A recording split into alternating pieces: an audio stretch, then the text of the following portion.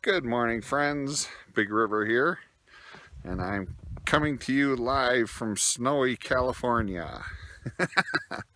um, I'm at Mount Shasta, and it's not snowing at the lower elevations. I'm up above Panther Flats, so I'm about 8,000 feet, I think, and it's 20 something degrees. I'm in a cloud, and the temperature with that moisture in that cloud turns to snow. So I'm in a snowstorm with very little visibility in this cloud up here at this altitude. So I'm actually at a point where I was heading toward a vortex area, but I gotta turn back because, as you can see behind me, everything in all directions is rocks, and you don't have any, I can't see the mountain anymore, and I have no reference.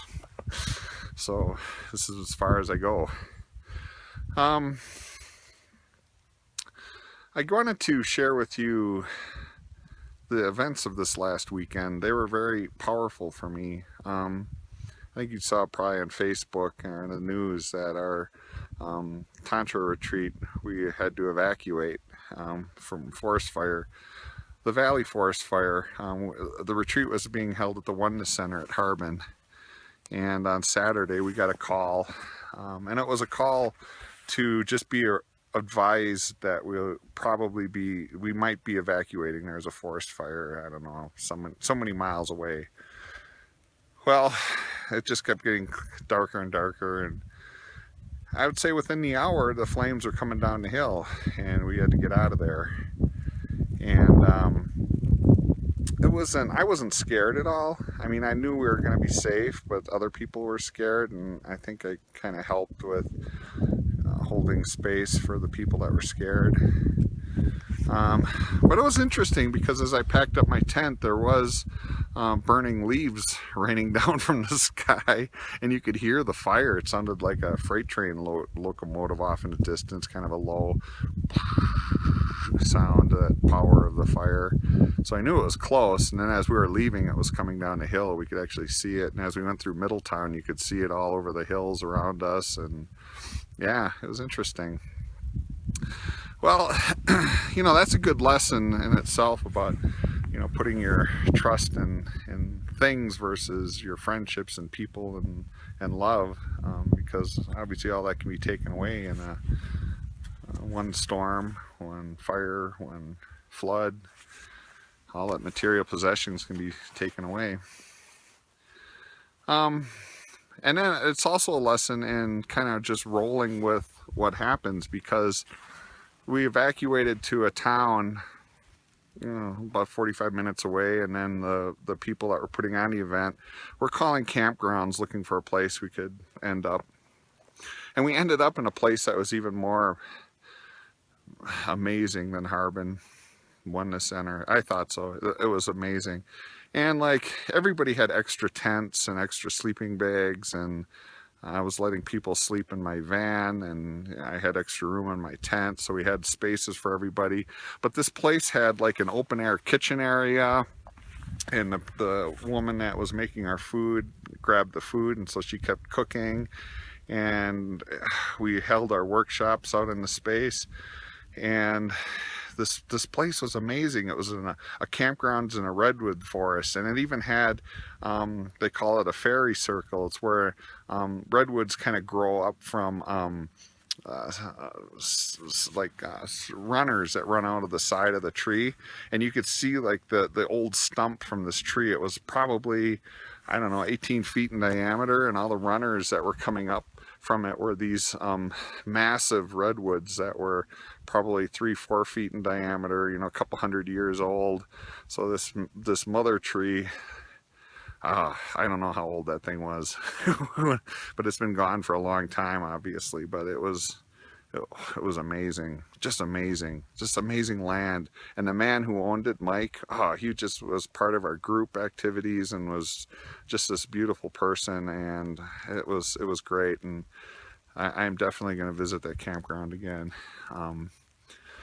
Yeah, it was amazing. So even though it was a Tantra festival, we didn't do as many workshops as we planned to. And I'll be honest with you, I was triggered a lot. I have abandonment issues, as that's my core imprint, as all you friends kind of know. And right from the get-go, I kind of felt left out. Most of the attendees were people that just came from Burning Man, and they didn't have much Tantra experience. So they were, a little different place than me. And every time I'd sit down to a meal, everybody was Burning Man this, Burning Man, Burning Man, Burning Man. And I was like, oh, am I the only person that hasn't been at Burning Man this year? And, you kind of feel a little left out. And then there wasn't a lot of people there that were like doing Tantra as long as I have. So, and I get that, but I was triggered by some of that. And there's one event like the last evening that I won't go into any details, but yeah, it really triggered me, making me wonder about this. It made me want to run away, which that's my abandonment kicking in. Whenever any of you friends hear me talk about running away to Alaska, I've been massively triggered, and it doesn't mean I'm going to, of course, but you think about it, because I am all about fellowship, as you guys know, and but what was amazing about this was I put something on like Facebook about it, and then one of the instructors saw it and posted a comment, and then like she texted this other person, and it triggered just a series of events that were amazingly beautiful, where we held like a sharing circle that next morning, and everybody got to speak, and I spoke about what was going on with me, and everybody did, and it was beautiful. And I realized that if I hadn't been there, probably those events wouldn't have happened, because really most of these people didn't know about Tantra and open-heartedness, and really even just that sharing circle, just like those people coming from Burning Man and just being around open-hearted people who talk about things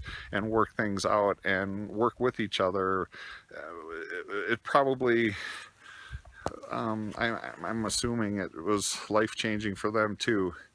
And I'm just so proud to be part of all of that. It was a beautiful event. I needed those triggers.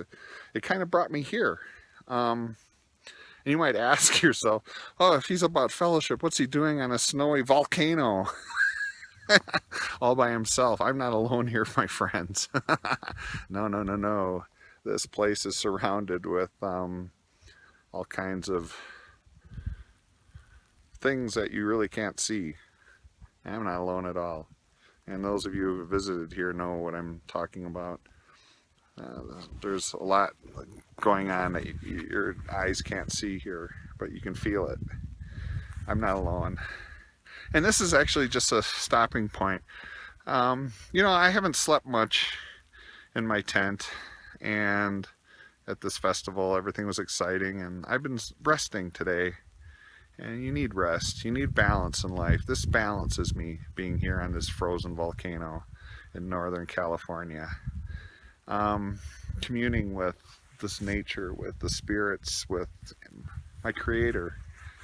I'm not alone. And this is just a stop on my way north. I've got some big plans ahead of me. And I fell in love with some amazing people this weekend that are going to be in my life and in my journeys the rest of this journey. And I'm really blessed. I'm really honored. I'm really grateful. And if any of you are watching this, from that event, when you go back into the world, you felt my heart space. It's open. All you have to do is imagine my hugs, and you'll feel them again. That is one of the gifts I can offer people, especially when you're going to sleep at night. Just set the intention that you want a hug from Big River, and you'll feel it. And it's real. I'm there.